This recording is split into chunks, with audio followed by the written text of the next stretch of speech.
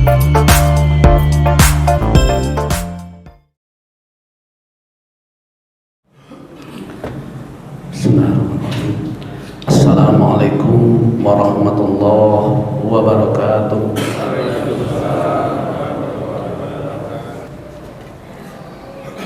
Alhamdulillah, alhamdulillahilladzi arsala rasulahu bil huda wa dinil haqq liyudhhirahu 'alad dini kullihi walau karihal musyrikun.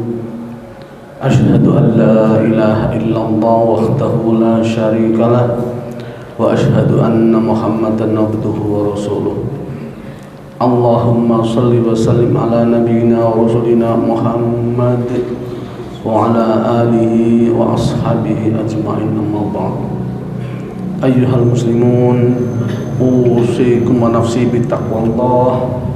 Ittaqullah haqqa tuqatih wa la tamutunna illa wa antum muslimun. Qala Allah ta'ala fi kitabihil karim, a'udzu billahi minasy syaithanir rajim. Wal takum minkum ummatun yad'una ilal khairi wa ya'muruna bil ma'ruf wa yanhauna 'anil munkar wa ulaika humul muflihun. Shadaqallahu 'azim. Ma'asyiral muslimin wa sumratal mu'minin rahimakumullah. Marilah kita memanjatkan puji dan syukur kehadirat Allah Subhanahu wa taala yang telah begitu banyak melimpahkan rahmatnya, nikmatnya serta karunia-Nya kepada kita, sehingga sampai dengan siang hari ini rahmat, nikmat serta karunia tersebut masih tetap bisa kita rasakan. Itulah yang berupa kesehatan, kesempatan, kemampuan, dan yang paling penting tentu adalah nikmat iman serta nikmat Islam. Sebab hanya berlandasan dengan keimanan dan keislaman, tentu dengan ditambah berbagai nikmat Allah yang lain, kita bisa dengan begitu mudah, begitu ringan melaksanakan ibadah salat jamaah Jumat bersama serta ibadah-ibadah yang lain. Semoga rahmat, nikmat serta karunia tersebut akan tetap dan selalu Allah limpahkan kepada kita untuk waktu-waktu yang akan datang. Amin amin ya rabbal alamin.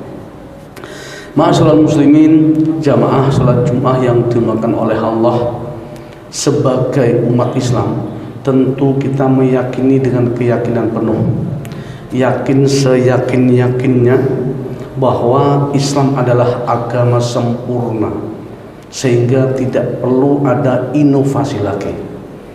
Islam adalah agama satu-satunya yang diakui oleh Allah. Islam adalah agama yang tinggi, unggul, dan tidak ada agama lain yang melebihi ketinggian dan keunggulan Islam. Kenapa? Karena Allah dan Rasulnya yang menyampaikan itu semua.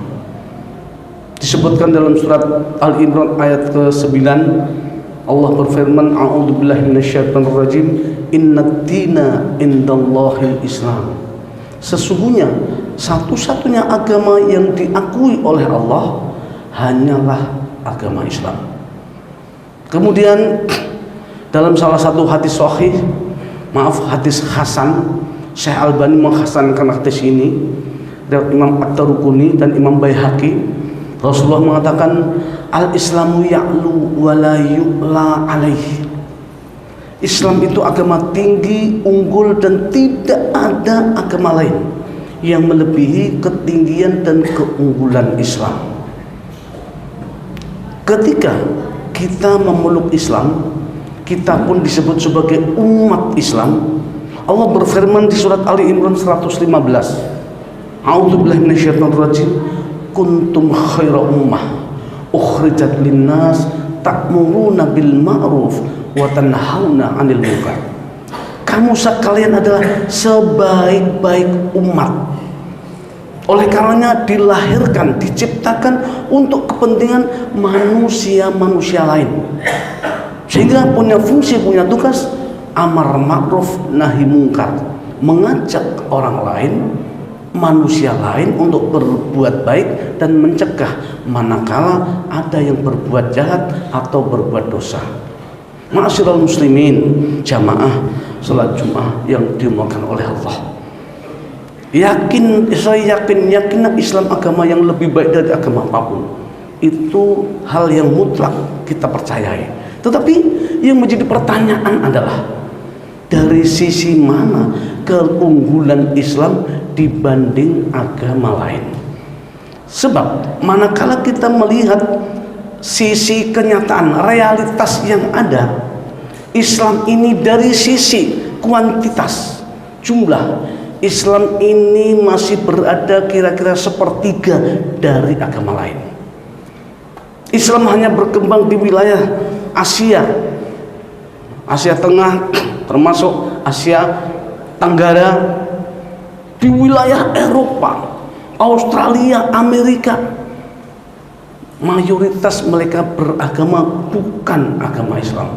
Di sana Islam menjadi minoritas.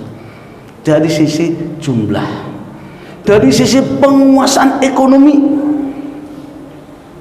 World Bank pada akhir-akhir ini merilis negara-negara dengan kekayaan terbanyak atau terbesar di dunia. 10 besar dikuasai oleh negara-negara non mayoritas muslim. Berarti agama dengan penduduk yang bukan beragama Islam. Hanya ada 2 yang masuk di 10 besar. Qatar peringkat keempat, kemudian di situ ada Uni Emirat Arab masuk ke peringkat 10. Untuk peringkat 20 itu juga sama. Di situ hanya masuk 1 lagi, negara Islam, Arab Saudi. Dari sisi penguasaan ekonomi. Kemudian dari sisi penguasaan teknologi, orang-orang Islam, negara Islam juga, bahwa orang-orang terkaya di dunia 10 besar yang dirilis oleh Forbes itu semuanya non muslim,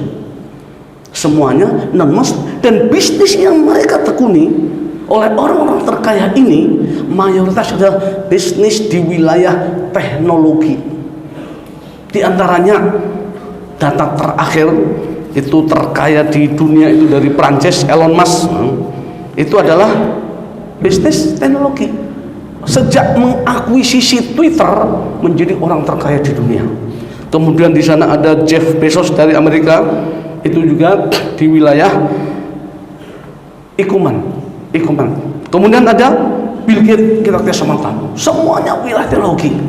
Sekali lagi pertanyaannya, dari sisi mana kelebihan Islam dari agama lain?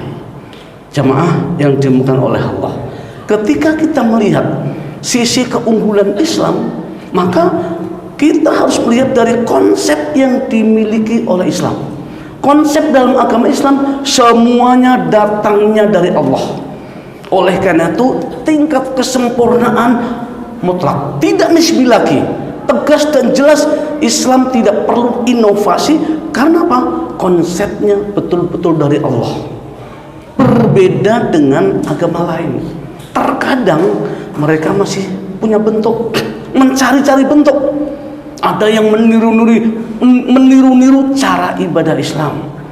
Ada yang kitab sucinya meniru-niru dengan kitab sucinya umat Islam. Bahkan ada aturan sosialnya pun terkadang masih menggunakan sistem Islam. Berbeda dengan Islam. Sejak Rasulullah pertama kali membawa agama ini sama. Bahkan konsep puasa Ramadan dari dulu sampai sekarang, meskipun terkadang-kadang tidak ketemu di akal. Bagaimana mungkin puasa untuk negara-negara yang sampai hampir 20 jam terjadi siang hari? Kalau kita relatif lebih mudah, hanya sekitar 14 jam. Tapi negara mereka, bagaimana konsep mereka? Tetapi Islam tetap dengan konsepnya, tidak berubah. Inilah keunggulan Islam dari agama lain. Dan keunggulan itu menyangkut berbagai wilayah agama, wilayah akidah, wilayah syariah, wilayah sosial, dan sebagainya, adab dan sebagainya. Itu tetap Islam. Kenapa? Konsepnya dari Allah. Kelebihan Islam itu semacam itu. Salah satu konsep Islam yang tidak berubah dan tetap adalah konsep amar ma'ruf nahi mungkar.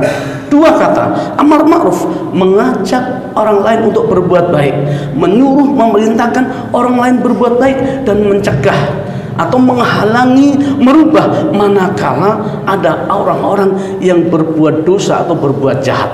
Dalam Islam ini adalah merupakan kewajiban individu, kewajiban kita semua, setiap pribadi. Sementara agama lain, amar ma'ruf, mengajak orang lain berbuat baik, biasanya diserahkan kepada para ahli-ahli agama mereka. Kemudian nahi mungkarnya biasanya diserahkan pada para penegak hukum. Dalam Islam ini semua menjadi kewajiban setiap pribadi. Oleh karenanya ketika kita melihat ada kemaksiatan, kemudian ketika kita melihat ada kemungkaran, ada kejahatan, semua kita punya tanggung jawab untuk menghentikan itu kemaksiatan. Dan manakala kita berbuat baik, kemudian kita tidak boleh kesalahan individu. Kita harus mengajak orang lain, terutama keluarga kita. Ayo kita pergi masjid, ayo kita melaksanakan sholat. Bukan tanggung jawabnya para pemuka agama. Itu salah satu keunggulan Islam. Ma'asyiral muslimin, jamaah sholat Jumat dimuliakan oleh Allah. Hanya saja para ulama ketika melihat kepada hukum amar ma'ruf nahi mungkar, mereka sepakat bahwa hukumnya adalah fardu kifayah, kewajiban secara global, secara menyeluruh. Akan tetapi Syekh Utsaimin pernah mengatakan bahwa meskipun sifatnya fardu kifayah, ketika dilaksanakan oleh seseorang, satu orang, maka ini pahalanya besar, keutamaannya begitu luar biasa. Kenapa? Karena dia bisa menggugurkan kewajiban sendiri ain dan kewajiban orang banyak, maka keutamaannya dan pahalanya itu luar biasa. Itulah amar ma'ruf nahi mungkar. Pertanyaannya adalah, kenapa para ulama mengatakan bahwa amar ma'ruf fardu kifayah? Kenapa? Ada satu syarat untuk menjadi orang-orang pendai, orang yang mengajak berbuat baik, mencegah kemungkaran, menyuruh berdakwah dan sebagainya. Itu diperlukan adanya kompetensi, diperlukan keilmuan, diperlukan orang yang menguasai permasalahan. Kenapa? Kalau tidak, dikhawatirkan terjadi fa'adullu, sesat, menyesatkan. Jadi untuk menjadi seorang dai mubalik bukan lagi kewajiban setiap orang, hanya orang-orang yang punya kompetensi, punya ilmu. Maka ketika punya ilmu menjadi kewajiban secara pribadi. Kemudian yang kedua, harus ada keberanian yang tegas, kekuatan dan keberanian. Ini menjadi yang terpenting. Kenapa? Tanpa keberanian, maka proses amar ma'ruf, perintah amar ma'ruf nahi mungkar tidak akan pernah jalan. Kenapa? Amar ma'ruf nahi mungkar perlu adanya kekuatan, karena di situ ada risiko. Bagaimana tidak? Kita mengajak orang lain berbuat baik. Ketika ada yang berbuat jahat, kita harus mencegah, harus menghalangi, ya, harus merubah, kalau perlu bahkan menangkap dan sebagainya. Ini diperlukan keberanian, dan keberanian ini tentu adalah dengan keberanian yang diperhitungkan, dengan kecerdasan, perhitungan yang matang, kecerdasan. Manakala kita tidak memiliki itu, maka bahkan disebutkan itu bisa dengan mengundurkan diri, tetapi dengan tetap meminta bantuan orang lain.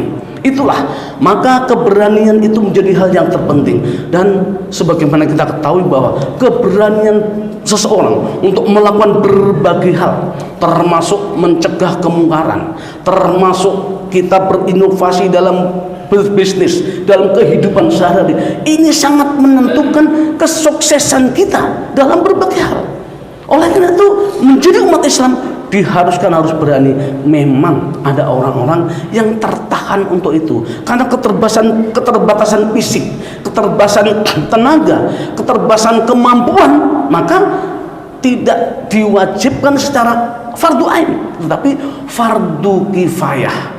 Ma'asyiral muslimin, jamaah salat Jumat yang dimuliakan oleh Allah. Dan untuk melakukan perbuatan baik yang luar biasa ini, maka Allah pun menyediakan pahala yang luar biasa. Disebutkan dalam salah satu hadis, Yang hadis ini diambil dari Imam Muslim, diambil dari sahabat Ibnu Mas'ud, riwayat Imam Muslim. Rasulullah SAW bersabda, man dalla ala khairin falahu mithlu ajri fa'ili. Barang siapa yang menunjukkan jalan kebaikan, mengajak orang lain, mengajarkan orang lain dengan kebaikan, maka baginya pahala sebesar ketika kebaikan itu dilakukan oleh orang yang ditunjukkan.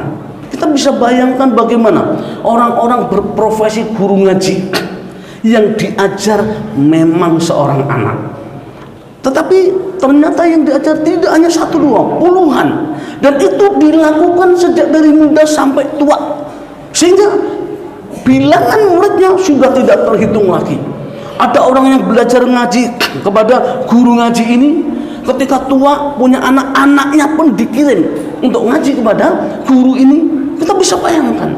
Maka setiap kali anak-anak ini kelak ketika dewasa melakukan perbuatan baik yang diajarkan oleh sang guru, membaca Al-Quran dengan baik, melaksanakan sholat dengan benar, maka setiap kali anak-anak yang sudah dewasa ini melakukan kebaikan tersebut, sang guru pun dapat kiriman pahala sebesar ketika anak-anak itu melaksanakannya. Luar biasa betapa mulianya dia di sisi Allah. Tetapi mungkin di lingkungan kita orang-orang berprofesi guru ngaji status soalnya kurang begitu diperhatikan masyarakat. Akan tapi sekali lagi bahwa di mata Allah ini adalah orang-orang yang luar biasa. Jangan pernah remehkan para guru ngaji, meskipun yang diajar adalah hanya sekedar seorang anak-anak. Yang kemudian yang kedua, amar ma'ruf nahi munkar dan nahinya munkar. Ketika melihat keburukan, perbuatan dosa, maka setiap muslim harus tergerak untuk mencegahnya. Dan itu disebutkan dalam salah satu hadis merupakan keutamaan yang luar biasa. Sebuah hadis yang diambil dari sahabat Abu Sa'id Al-Khudri, riwayat Imam Muslim juga. Rasulullah SAW bersabda, man ra'a munkaran falyughayyir biyadihi, fa illam yastati' fa bilisanihi, fa illam bil qalbi, wa dzalika adhaful iman. Barang siapa yang melihat kemungkaran, kemaksiatan, perbuatan dosa, maka hentikanlah dia, rubahlah dengan kekuatan tanganmu. Kekuatan ini perlu keberanian. Maka tidak semua orang sanggup untuk melakukan itu. Maka fa illam yastati', kata Rasulullah, fa bilisani. Kalau kita tidak sanggup karena berisiko terlalu tinggi, tidak ada keberanian untuk itu, maka dengan lisanmu, dengan cara apa?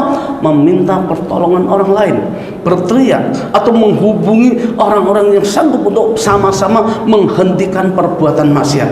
Dan manakala itu juga tidak mampu dilakukan karena berisiko tinggi, maka dengan hatimu. Dan yang terakhir adalah yang selemah-lemah iman. Ma'asyiral muslimin, jamaah salat Jumat yang dimuliakan Allah. Itulah kewajiban Islam, diperlukan keberanian. Dan keberanian memang tidak dimiliki oleh semua orang, tapi sebagai umat Islam kita harus menjadi berani. Manakala umat Islam berani, insya Allah Islam menjadi kuat dimanapun berada.